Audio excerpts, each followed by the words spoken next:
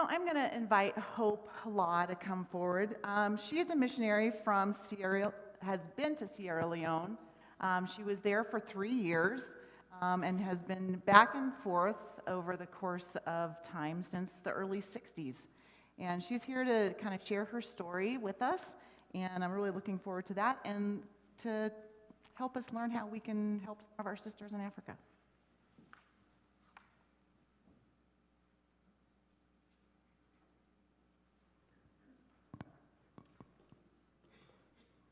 Of course you don't think this is hard, but I am so glad to be here and share this story because it falls into things being hard, things being worked at so long to make sure that they're perfect.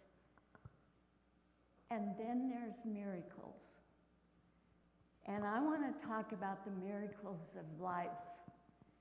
And if we think back, each one of us has got to have had miracles in our lives.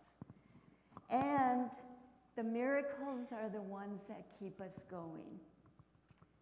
I'm Hope Law, and I've been asked to talk to especially women's group and go and help them provide things that I can take to Sierra Leone. And I always thought, you know, they asked me because they knew I could do it.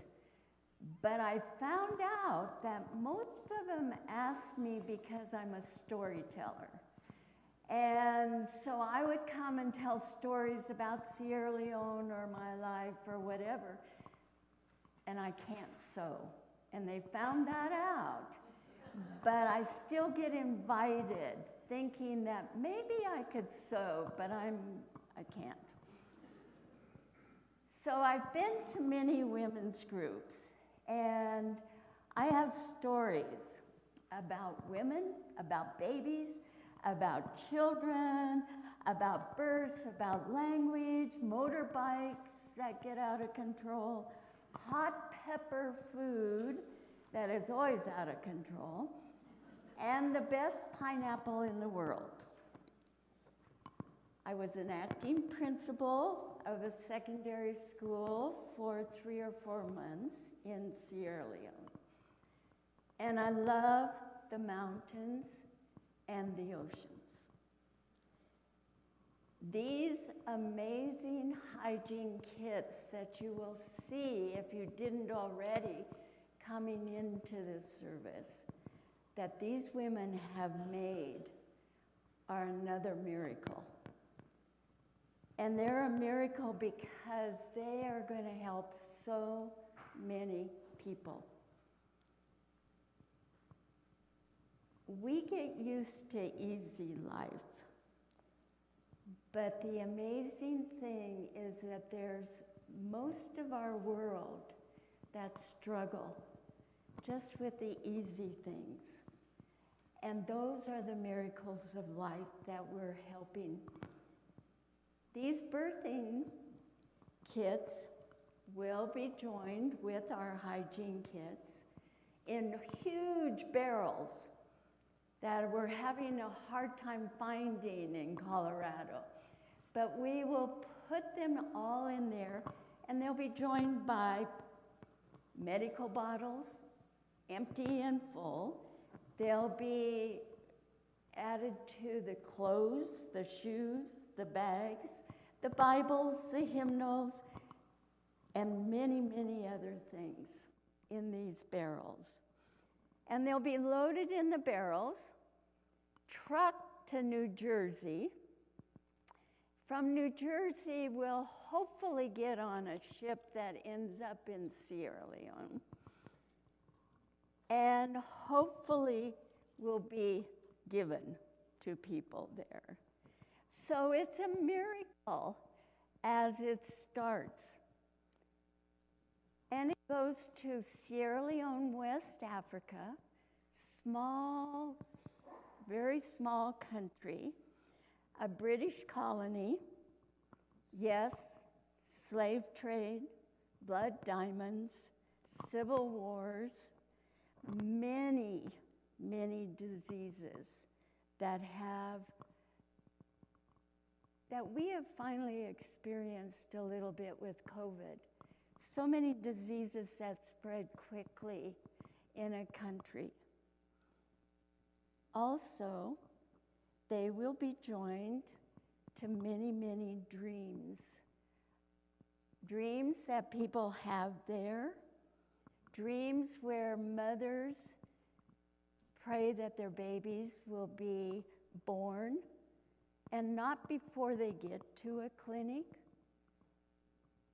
but out in a very small village. All these things will help those dreams, those miracles to come true. They'll help girls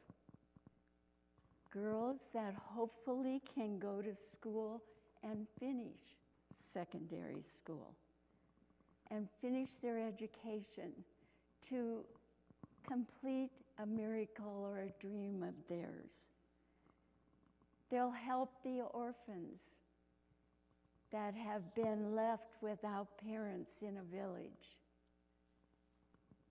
All these are part of the miracles of life, starting in small,